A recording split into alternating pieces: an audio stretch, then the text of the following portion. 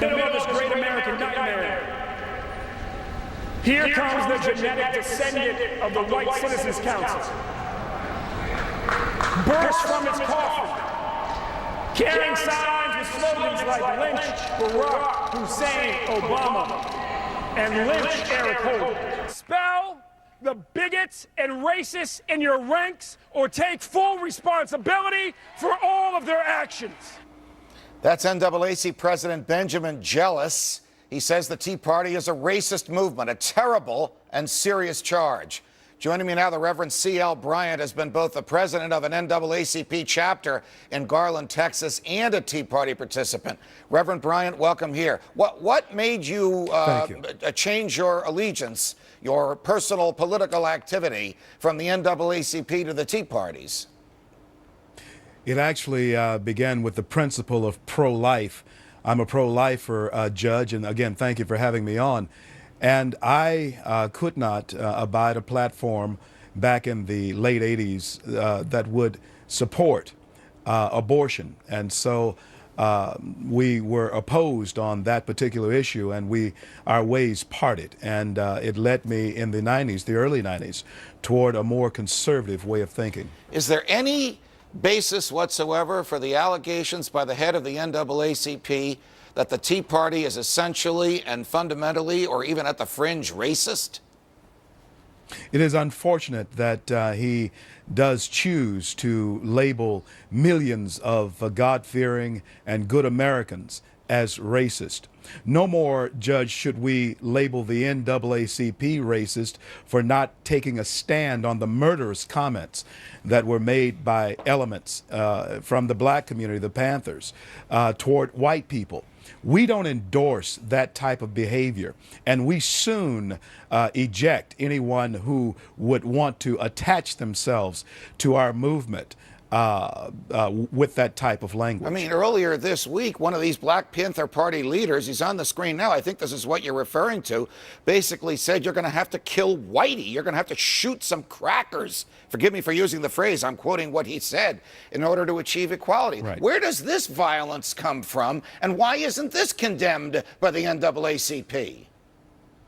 That is exactly the question, Judge. Why is that not equally as racist and offensive as what they perceive to be language coming from the Tea Party? Now, as you know, there are people who will infiltrate anything for their own, let's say, nefarious purposes. Right. But this is one thing that I want to say, Judge, if you'll allow me.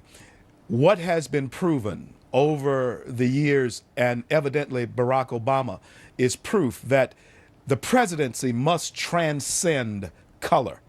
If, in fact, anyone voted for a president, the leader of the free world, right, because of the color of his skin, this is foolish. Didn't you think, as a lot of us did, that electing a biracial president would help to transcend color? And hasn't this biracial president declined, refused, or failed to transcend color? He has one of the greatest opportunities that has been given to a single man, and that is to unite a country that has historically been divided down those lines. Although I must say that America here in the year 2010, Judge, is evidence that we are the greatest success story that the world has ever known when it comes to race and race relations. Reverend Bryant, when you entered the Tea Party movement, it was known that you were formerly the head of a chapter of the NAACP. Were the Tea Party skeptical about you, Tea Partiers skeptical about you, or did they welcome you with open arms? I'm sure that there were some who might have felt that I was some type of plant there, but I'm sure now they understand that because of the enemies that I have made across the country that are on the left, my motives and intents are genuine, like our founding fathers and other patriots who are part of this movement. I do pledge my life, my fortune, and my sacred honor toward the preservation of the great Constitution that make even our conversation here today possible. Reverend Bryant, which is better for African Americans in this country, the welfare state that FDR founded, or freedom and investment and risk and personal responsibility and opportunity? We succeed, Judge, as individuals.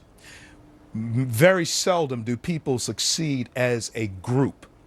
There has to be someone with an idea, a dream that will step out and take a risk to make that thing happen. And what is necessary now, not the FDR model, where we are dependent upon government. I heard one of your guests say earlier that governments do not create liberties or create jobs. Right. It is the individual that do that. And so it is important that all of us, Americans, make certain that we take the responsibility to sit on our own bottoms and make certain that we pursue our own dreams so that we together may enjoy the American dream. Reverend Bryant, thanks for joining us. Thank you, Judge. Guess who called the Transportation Safety Administration a bureaucratic monster and, quote, my bastard child, unquote? The man who helped create it and who now wants to tear it down. He's here, along with the man behind the new explosive TSA documentary, Please Remove Your Shoes. Next.